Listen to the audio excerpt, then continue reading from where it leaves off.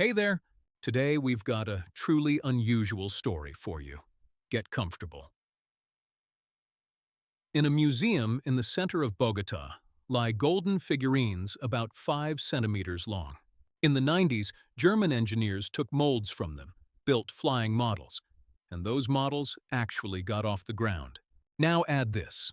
At the very same time, high in the mountains in the north of that same country, there lives a people without writing and without the wheel, who over 500 years have come down to the rest of the world only twice, and both times only to warn us.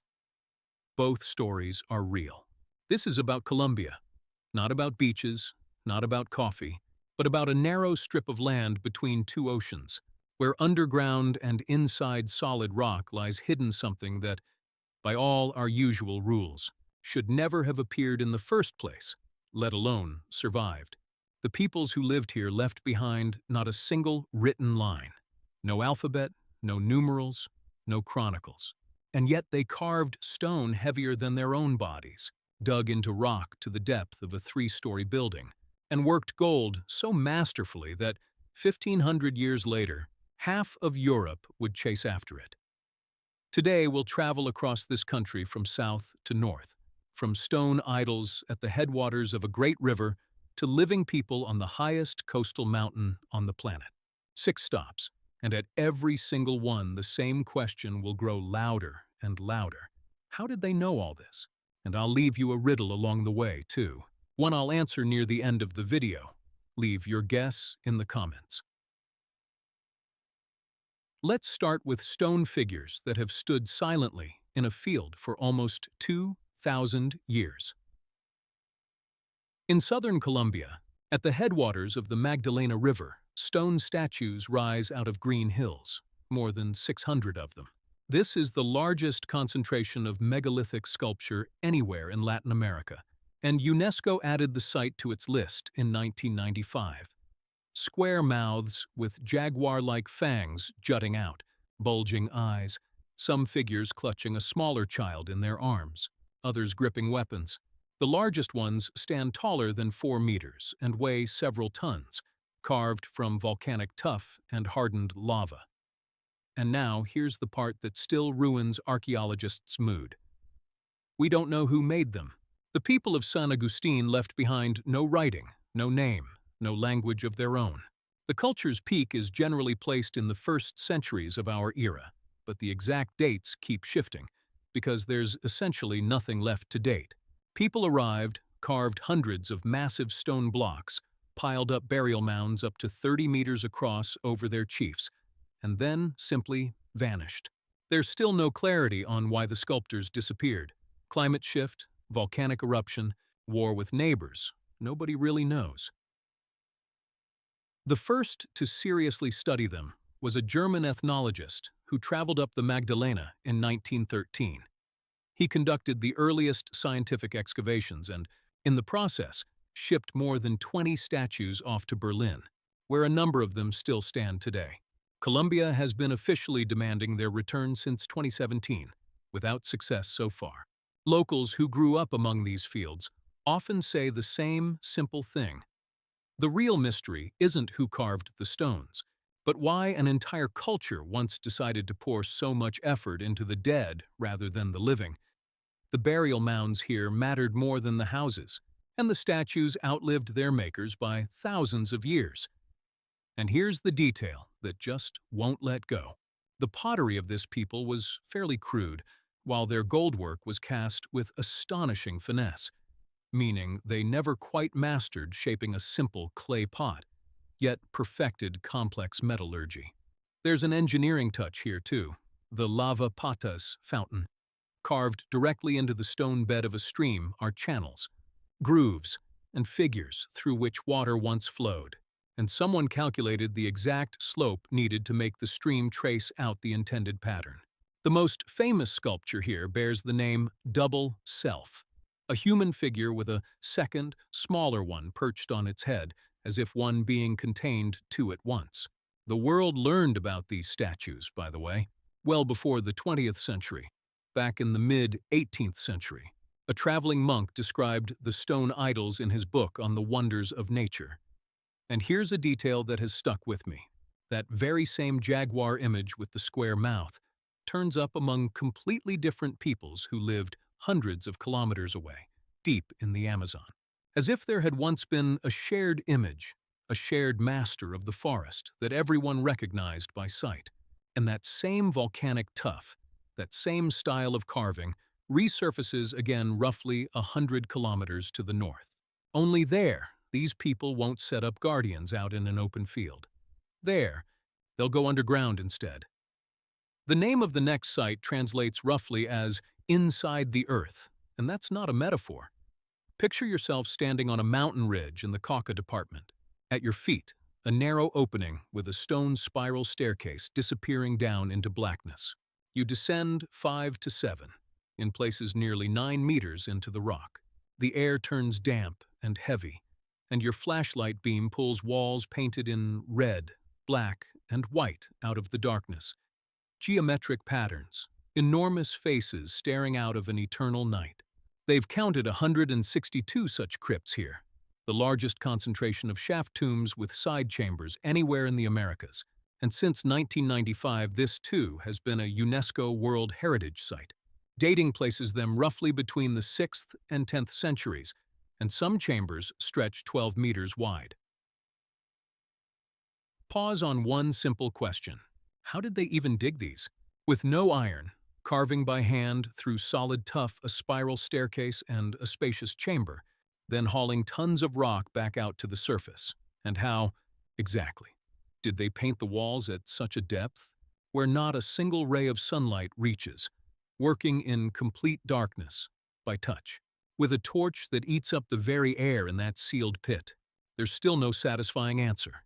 The paintings inside mirror the decoration of the houses these people lived in above ground, as if they were furnishing the dead with the same kind of home, just an eternal one, underground. The entrances to these tombs face due west, toward the sunset. The builders seem to have sent their dead off after the setting sun, and knew with real precision exactly where it went down. This obsession with the cardinal directions will come back to haunt us. Only next time the paintings won't be underground, but on a sheer cliff face, right in the heart of the Amazon. Where the Andes taper off and an endless green plain begins, reddish stone outcrops rise up out of the jungle, and for roughly 13 kilometers along them runs an unbroken ribbon of ochre paintings. Thousands of figures, people, deer, turtles, fish, lizard-like creatures, handprints. Journalists nicknamed the place the Sistine Chapel of the Ancients. The real scientific uproar started with the dating. A team of researchers claimed that part of the paintings date to the very end of the Ice Age, roughly 12,500 years ago, and identified extinct animals among the figures. A giant ground sloth the size of an elephant, ancient horses, trunked creatures unseen in South America for more than 10,000 years. Except not all their colleagues agree. Some object that the paint has survived far too well for that age. Others write that the horses depicted on these rocks only appeared after the Spanish arrived, and that the giant sloth is most likely just an ordinary capybara. Nobody can settle this dispute yet, because directly dating paint on an exposed cliff face is nearly impossible. And all that's really known is that chunks of the same ochre found beneath the paintings do carbon date to the end of the Ice Age. The question is simply whether everything painted is really that old. Honestly, I like this unresolved argument far more than any tidy legend. The wall is real, the paintings are real, and two camps of scientists have spent years unable to agree on exactly what's depicted and when. It's worth adding one more detail that makes this dispute especially stubborn. The cliff itself sits in a hard-to-reach region where fighting between government forces and armed groups went on for years, and for a long time scientists simply couldn't get there safely. Only once the situation in the region more or less stabilized did international expeditions get the chance to work there in peace, which is exactly why serious scientific study of this wall began so late, decades after local residents had first shown it to the occasional passing traveler. It turns out that it wasn't just nature and time that kept this find hidden from the world, but also some very modern human history. Paint on stone lasts for millennia, but what lasts even longer, while also managing to travel the world? Gold. And this country's loudest gold story starts with a handful of figurines that still stand squarely against common sense. The Quimbaya culture lived in the Cauca River Valley, peaking in goldsmithing roughly between the 4th and 7th centuries CE. Among their pieces are figurines 5 to 7 centimeters long, some of which look strangely like airplanes: a triangular wing, a fuselage, a vertical fin on the tail. A theory emerged that these were models of flying machines, or even a record of contact with visitors from space. In the 90s, German enthusiasts built radio-controlled models based on them, and they genuinely flew, with a motor and landing gear. The honest correction: most archaeologists see these as stylized local animals: birds, flying fish, rays. The German models flew only after a modern engine was bolted on and the proportions tweaked. So this is a genuine mystery of form, not a blueprint from some ancient aircraft factory. What's beyond dispute is the metal itself. Quimbaya craftsmen used a gold-copper alloy, leaching copper from the surface so the piece gleamed with pure gold underneath. Such gold barely tarnishes. Even 1,500 years later, it looks freshly cast. Gold like this once drove Europe quite literally mad. The Spanish heard of a chief covered in gold dust and turned it into a dream of an entire golden city, El Dorado. The legend had a real basis. The Muisca people, near what is now Bogotá, performed a ritual at sacred Lake Guatavita, where a new chief, dusted in gold, cast gold and emeralds into the water as an offering. The Spanish heard Golden Man and understood Golden City. Conquistadors spent decades draining the lake, searching for a city that never existed. Entire expeditions were funded on that single misunderstanding, and some of them never came back. The swamps and disease around Guatavita claimed just as many lives as any battle. The ritual itself is no fabrication, though. In 1969, farmers found a golden raft figurine in a cave, that exact ritual frozen in metal, now the crown jewel of Bogotá's Gold Museum. The main Quimbaya gold collection was gifted to Spain in 1892 and remains in Madrid. Colombia's court ordered its return in 2017. It still hasn't happened. That same chase for a golden city eventually led the Spanish into the country's highest mountains, to a place the jungle would go on to swallow whole. Ask anyone South America's most famous lost city, and they'll say Machu Picchu. But here the textbook picture breaks down. In the Sierra Nevada de Santa Marta, hidden in the jungle, sits Tayuna, known to the world as Ciudad Perdida, the lost city. Built by the Tairona around 800 CE, 650 years before the Inca laid Machu Picchu's first stone. Reaching it takes days of hiking and nearly 1,200 stone steps. At the top, 169 terraces linked by paved paths, with drainage channels that kept the slope from eroding for over 1,000 years. At its peak, 2,000 to 8,000 people lived here. The Tairona retreated into these mountains when the Spanish arrived, holding out over a century by turning the terrain itself into a weapon. The city was found by accident in 1972, by grave robbers hunting gold. Archaeologists arrived only from 1976, and remarkably, those same looters helped restore the city, since they remembered best where everything stood. It's a strange kind of redemption story you rarely see in archaeology. The very hands that once tore artifacts out of the ground later spent years carefully putting the stones back exactly where they belonged. The Tairona left no writing, so almost everything we know comes from stone, and from their direct descendants, the Kogi people, who never actually left. They kept climbing here as to a sacred place while the world thought the city was lost. To them, Tayuna was never ruins. It's the heart of their land. High in the Sierra Nevada, on a mountain rising nearly 6 kilometers from a Caribbean beach, live the Kogi, around 12,000 people, direct descendants of the Tairona. When the Spanish came, the Kogi withdrew even higher into the clouds and kept their way of life almost entirely intact. They call themselves the Elder Brothers, and the rest of us the Younger Brother. not out of arrogance, but responsibility for keeping the world in balance.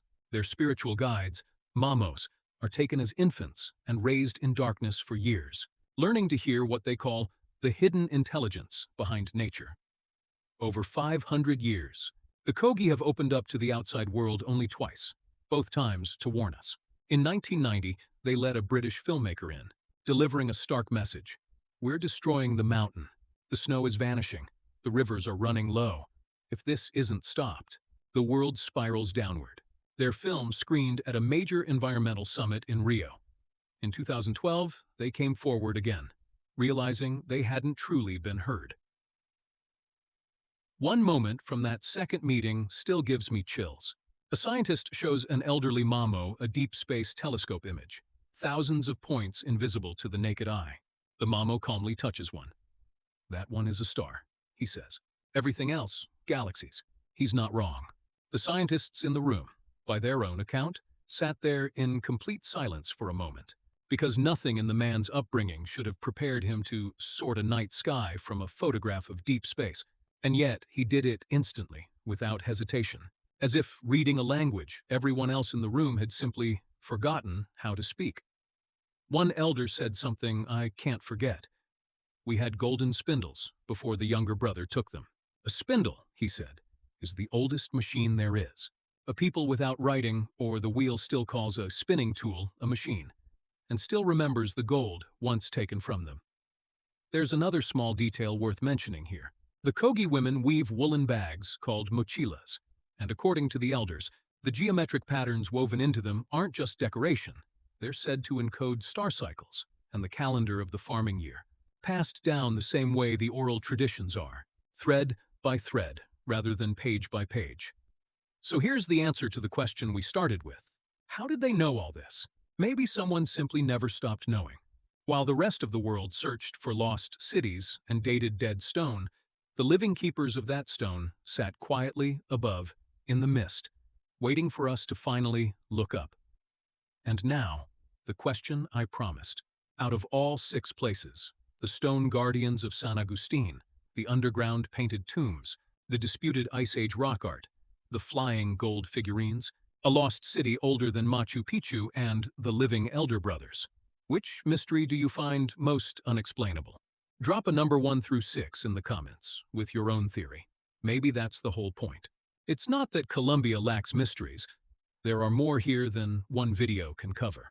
It's that this ancient, still-breathing history simply stayed in the shadows for years. San Agustin still stands where it always stood. Tierra Dentro still hides its faces in the dark. And the Kogi still sit on their mountain, waiting for the younger brother to turn around. Thanks for watching to the end. If you enjoyed it, hit like and subscribe. More stories like this are coming.